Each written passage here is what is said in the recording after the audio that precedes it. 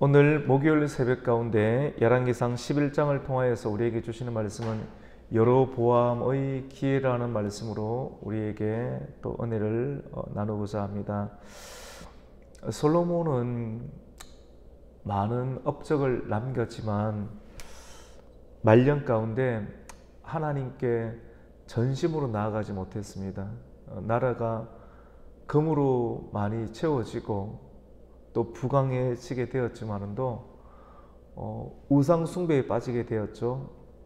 쾌락에 빠지게 되고 우상 숭배에 빠지게 됨으로 말미암아 그것으로 인해서 나라가 점점점 나누어지게 되는 그런 경국에 치닫게 되었습니다. 그래서 솔로몬의 치국의 말년 가운데 어제 말씀에도 나누었던 것처럼 하닷으로 인해서 해초리가 또 만들어지게 되고, 남쪽에는 하닷이고 북쪽에는 르손이라는 사람, 다메섹에 르손이 일어나서 솔로몬의 골칫거리가 늘 만들어지게 되었죠. 바깥에서는 하닷이 일어나고 또 르손이 일어나고, 내부적으로는 오늘 본문 11절 말씀 가운데 무엇이 일어나냐면 여로보암이라고 하는 내분의 갈등이 일어나게 됨을 발견하게 됩니다. 여로보암이라고 하는 갈등이 일어나게 됩니다. 여로보암은 누구냐면 솔로몬이 건축 대장을 맡겼던 사람입니다. 솔로몬이 이것저것 많이 시켰죠. 솔로몬이 건축을 굉장히 많이 하게 되는데, 솔로몬의 신학 가운데 여로보암이라는 사람이 있었는데 건축을 굉장히 잘했습니다. 성실하게 참 잘했어요. 수많은 건축을 감당하면서 성실하게 했는데, 솔로몬은 유다 사람이죠. 다윗이 유다 사람이니까. 그런데 유다 사람에게 일을 맡기지 아니하고, 유다 사람이 아닌 이 여로보암은 에브라임 족속 사람입니다. 요셉 사람입니다. 요셉의 아들이 에브라임이지 않습니까? 에브라임, 나와 같은, 쉽게 말해서 오늘날 경상도 사람이 전라도 사람에게 맡기는 꼴과 마찬가지입니다. 근데 굉장히 통합 정책을 쓰는 대분만 정책인데도 불구하고 그 일들을 감당했다라고 하는 것입니다. 근데 에브라임 족속 사람인데 그 사람이었던 이 여로보암에게 이 건축 대장을 맡겼습니다. 이 건축은 굉장히 중요한 일이지 않습니까? 그런데 이 건축을 잘 맡겼는데 그가 반역을 일으키게 되었다. 일을 하면서 너무나도 힘드니까 이 백성들이 솔로몬의 반역과 대항을 일으키게 되는 그 상황을 그대로 여로보암이 받아서 솔로몬에게 대항하는 일들이 일어나게 되었습니다. 얼핏 보면 어떻게 은혜를 입었던 여로보암이 솔로몬에게 반역과 대항을 할 수가 있겠는가? 이거는 반역이다, 이건 대항이다 라고 말을 할 수가 있겠지만도 궁극적으로 솔로몬이 먼저 하나님께 반역과 대항을 해야 했기 때문에, 솔로몬이 먼저 하나님께 은혜를 입었지 않습니까? 크나큰 은혜를 입었음에도 불구하고 끝까지 전심으로 나아가야 되는데, 솔로몬이 그 어린 나이 가운데, 솔로몬아, 내가 너에게 무엇을 해주길 원합니까? 일천번제를 드렸을 때, 하나님, 나는 어립니다. 어린 나이에 하나님께서 나에게 좋은 기회를 주셔서 왕으로 세워주셨는데 나는 통치할 수 있는 지혜가 필요합니다. 야, 네가 알맞은 것을 구했으니 네가 구한 것도 내가 너에게 줄 것이고, 구하지 아니한 물질과 평강과 부강과 다 모든 것을 너에게 줄 것이다 라고 하나님께서 합당하게 주셨지 않습니까? 구하지 않은 것까지 이렇게 주었지 않습니까? 이런 은혜, 한량없는 은혜를 받고 그 은혜를 끝까지 기억하고 은혜를 주신 분에게 하나님께 최선을 다해서 살아야 되는데, 그렇게 하지 못하고 말년 가운데 이방 신전을 섬기고, 예루살렘 신전 앞에 이방 신전, 밀곰의 신전, 아스다롯의 신전을 섬기는, 하나님을 대적하는 일들이 하면 됩니까? 안 됩니까? 두 번이나 나타나서 솔로몬아 이것은 아니지 않느냐 이것은 나에게 대적하는 일이지 않느냐라고 하나님께서 솔로몬에게 두 번이나 나타나서 사인을 주셨는데도 불구하고 여자에게 빠져서 솔로몬이 하나님을 대적하는 일들이 일어나자 하나님께서는 대외적으로는 하닷을 일으키고 그리고 대외적으로는 르손을 일으키고 대내적으로는 누구를 일으키게 됐습니까? 건축 대장이었던 여로보암을 일으켜서 솔로몬에게 하나님께서 경고하시고 아픔을 일으키게 하는 일들을 만드셨다라고 볼 수가 있게 되는 것입니다. 여러분, 우리의 삶 가운데 문제가 일어나는 것은 하나님과 우리의 관계 가운데 가장 먼저 살펴볼 일들이 있다라고 하는 것이죠. 하나님을 떠나서는 문제가 발생하지 않을 수가 없습니다. 참새 한 마리가 새 한 마리가 전깃줄에서 떨어지는 것도 하나님의 제가가 떨어지지 않고서는 나타나지 않는 것이 없는 것처럼 하물며 사람에게 일어나는 일들이 하나님의 제가가 떨어지지 않고 일어날 수 있겠느냐라고 말씀을 했던 것을 우리는 기억할 필요가 있습니다. 항상 일어나는 것은 나와 하나님과의 관계에 문제가 있지 않는가라고 항상 점검해 볼 필요. 그래서 우리가 새벽을 깨우면서 기도하면서 내 자신을 말씀과 비춰보는 훈련을 한다는 것은 너무나도 중요한 일들이라고 볼 수가 있습니다. 오늘 말씀 가운데 보면 여로보암이 예루살렘에서 나아갈 때 이를 보기 위해서 예루살렘에서 나아갈 때 아히야라고 하는 선지자를 길에서 만나게 됩니다. 29절에 보면 아히야라고 하는 선지자를 길에서 만나게 되는데 아히야 선지자가 새 의복을 입었다고 했습니다. 새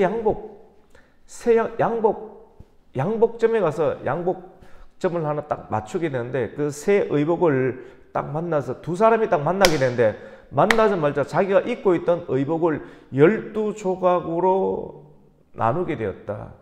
누가? 아히야 선지자가. 아히야라고 하는 선지자가 자기가 입고 있던 새 헌옷도 아닙니다. 헌옷이 아니라 새 의복을 오늘날로 한다면 새 양복 한 100만 원 되는 것도 비싼 옷 아니겠습니까? 새 양복을 갖다가 12조각을 나누어서 그에게 갑자기 찢으니까 얼마나 신경 쓰이겠습니까? 선지자님, 목사님 왜 양복을 찢습니까? 근데 그 양복을 찢어서 여로보암에게 자기가 찢었던 양복의 12조각 중에서 10조각을 주면서 하나님께서 너에게 이 솔로몬의 왕국의 10조각을 너에게 줄 것이다 라고 하는 아주 의미심장한 메시지, 행동 예언이지 않습니까? 이 행동 예언의 의미심장한 메시지를 하였다라고 하는 것입니다.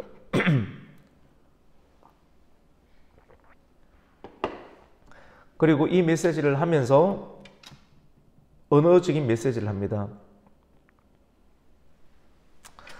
내가 내 종 다윗을 사랑하고 이스라엘 모든 지파 중에서 택한 성읍 예루살렘을 위하여 한 지파를 솔로몬에게 줄 것이다. 그리고 그들이 나를 버리고 시돈 사람 여신 아스다롯과 모압의 신 그모스와 암몬 자손의 신 밀곰을 경배하여 아버지 다윗이 행한 것 같이 행하지 아니하여 내 길로 행하지 아니하여 정직한 일과 내 법도와 율례를 행하지 아니하였기 때문에 내가 나라를 찢어서 솔로몬에게 다 갈 수 있는 것을 나누어서 너에게 10개를 주는 이런 일들을 하게 된, 어떻게 보면 하나님이 화가 났고 화가 나서 다윗의 아들이었던 솔로몬에게 다 주지 아니하고 여로보암에게 준다는 거 아니겠습니까? 여로보암에게서는 기회입니다.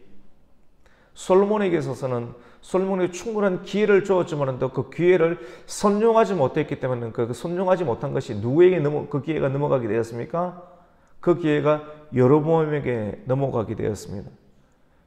여로보암에게 이런 기회, 우리에게도 이런 기회가 넘어올 수 있습니다.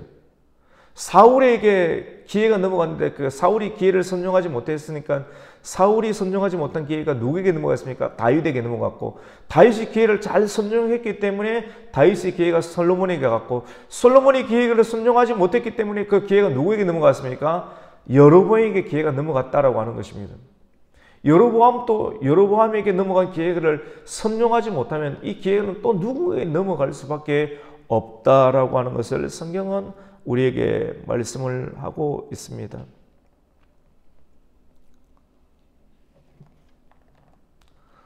여로보암아, 너도 내가 너에게 기회를 주시면도 다윗이 행하였던 것처럼 내 종 다윗이 행하였던 것처럼 오늘 34절 말씀 가운데 그러나 내가 택한 내 종 다윗이 내 명령과 내 법도를 지켰으므로 말씀을 따라 행하였으므로 내가 그를 위하여 솔로몬의 성전에는 온 나라를 그의 손에서 빼앗지 아니하고 주관하겠지만 내가 그의 아들 손에서 나라를 빼앗아 그 10지파를 너에게 줄 것이요 그의 아들에게는 내가 한 지파를 주어서 내가 거기에 내 이름을 두고자 하여 택한 성읍 예루살렘에서 내 종 다윗이 항상 내 앞에 등불을 가지고 있게 하리라 라고 말씀을 한 것을 보게 됩니다. 그리고 이렇게 말합니다. 38절 말씀 가운데 네가 만일 내가 명령한 모든 일에 순종하고 내 길로 행하며 내 눈에 합당한 일을 하며 내 종 다윗이 행함 같이 내 율례와 명령을 지키면 내가 너와 함께 있어 내가 다윗을 위하여 세운 것 같이 너를 위하여 견고한 집을 세우고 이스라엘을 너에게 주리라 라고 말씀을 했습니다. 다윗과 함께 했던 것처럼 너도 다윗처럼 말씀을 지키고 말씀을 따라 순종을 하면 어제 수요일 말씀과 같이 형통케 할 것이고 잘되게 할 것이고 동행케 하는 은혜를 줄 것이고 안전의 은혜를 줄 것이고 물질의 복을 줄 것이다. 하지만 말씀에 순종하지 않으면 내가 너에게 주었던 기회도 빼앗아서 딴 데로 갈 수가 있을 것이다 라고 오늘 여로보암에게 말씀하시는 것을 보게 되는 것입니다. 여러분, 하나님은 빼앗아서 누군가에게 줄 수 있는 분이십니다. 생사하복의 권한이 하나님께 있습니다. 모든 능력과 권한이 하나님께 있습니다. 그래서 우리는 그 하나님에게 있는 복을 우리가 받을 수도 있는데 우리가 그 복을 받을지 받지 못할지 우리가 빼앗길지 빼앗음을 당할지 우리는 알 수는 없게 되는 것입니다. 그 기회를 선용해야 됩니다. 은혜 받을 때 은혜를 받아야 되고 하나님께서 말씀 순종하지 못하면 빼앗아서 또 누군가에게 주어버릴 수 있습니다. 우리가 오늘 이 말씀을 잘 봐야 됩니다. 솔로몬이라고 해서 끝까지 솔로몬에게 나는 너를 한번 택했기 때문에 다 너에게 다 줄 것이다 라고 하지 않고 솔로몬이 우상 숭배에 빠지게 되니까 솔로몬에게 있던 것을 빼앗아서 다른 이에게 넘겨주게 되는 하나님의 역사를 보게 됩니다. 물론 정통성은 유지하는 것입니다. 하지만 솔로몬의 정통성은 명맥은 유지하지만도 인생이 너무나도 가볍게 이어지게 되는 것을 우리는 보게 됩니다. 우리가 오늘 이 말씀을 통하여서 누군가에게 기회는 오게 되는데 그 기회를 받게 될 때 기회를 잘 선용해야 되겠다. 다윗에게 주었던 그 약속을 동일하게 다윗과 같이 그 길을 행하고 정직히 행하고 율례와 명령을 지키면 내가 너와 함께 있겠다라고 하는 말씀을 우리가 잘 기억하면서 오늘 또 우리가 다윗의 언약을 기억하면서 말씀과 기도로 오늘 또 승리할 수 있는 성도가 되시기를 예수님의 이름으로 축원합니다. 아멘. 하나님 아버지 감사를 드립니다. 중요한 것은 말씀입니다. 우리의 머릿속에 우리의 가슴 가운데 인이 잘 새겨져 있어야 되는데 내가 말씀을 따라가야 되겠다. 이 말씀 붙잡고 기도해야 되겠다. 하나님, 솔로몬은 많은 능력과 지혜와 부강한 하나님의 복을 받았지만 그것을 가지고 말씀 따라가지 아니하고 인생의 말년 가운데 우상 숭배에 빠지게 되었을 때 나라가 쪼개어지게 되는 아픔을 겪게 되었습니다. 그의 아들에게 온전한 나라를 물려주지 못하게 되었고 여로보암에게 10개의 나라를 물려주게 되는 뼈아픈 인생의 말년을 겪게 되는 것을 보게 됩니다. 현실적으로는 진압을 하였다라고 볼 수가 있는 것처럼 보이지만 하지만 하나님께서는 아이야 선지자에게 옷을 찢게 되는 행동연을 통하여서 그의 때에는 나라를 나누지 아니하였지만도 그의 아들 르호보암 때 나라가 나뉘어지는 뼈아픈 인생의 그것을 볼 수 있게 하였습니다. 하나님, 오늘 이 말씀의 교훈을 잘 삼아서 우리와 우리 인생의 자녀 가운데 말씀이 잘 흘러갈 수 있도록 끼어있게 하여 주시고 인생의 말씀의 본을 볼 수 있는 성도 되게 하여 주시옵소서. 예수님의 이름으로 기도드립니다. 아멘.